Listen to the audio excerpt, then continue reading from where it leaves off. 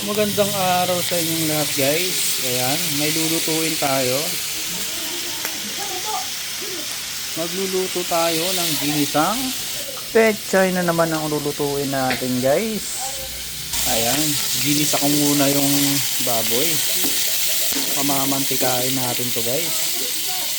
Ayan, tapos nagprito tayo dito ng tokwa. Ayan. Check natin mamaya. Pechay may tokwa. At syempre pang sahog na baboy. Yan.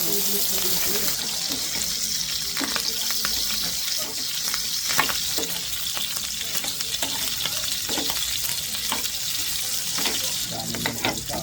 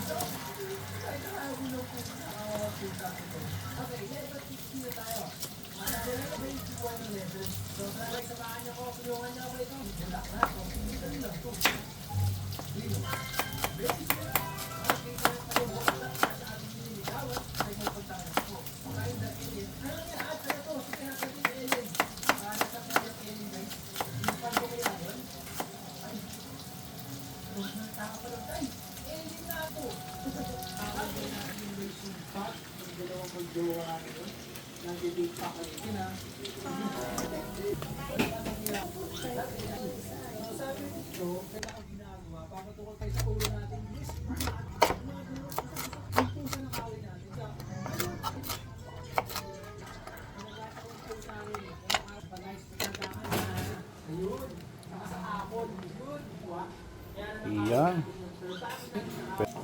Lagyan lang natin ng konting mantika. Yan, pwede na yan.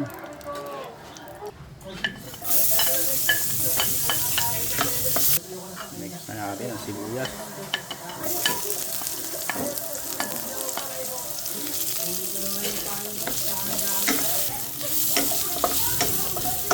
Yan, pwede natin lagay yung pechay.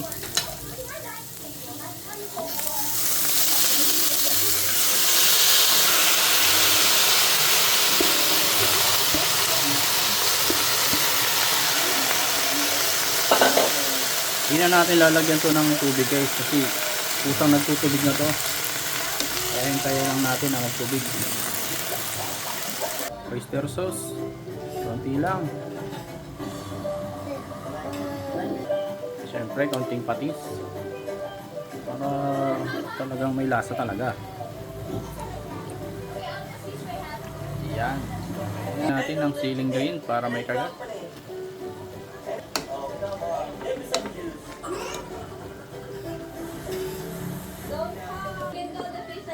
Ayan guys, so nagtubig na agad. Ayan no. Daming tubig guys. Hindi ko na nilagyan ng tubig yan.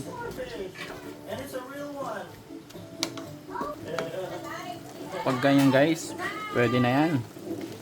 Itatapping sa natin dito yung tokwa at baboy.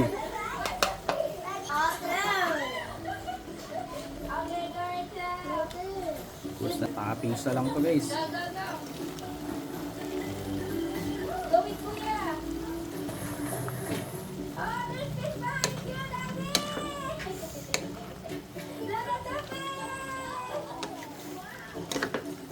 Mas maraming tokwa, mas masarap.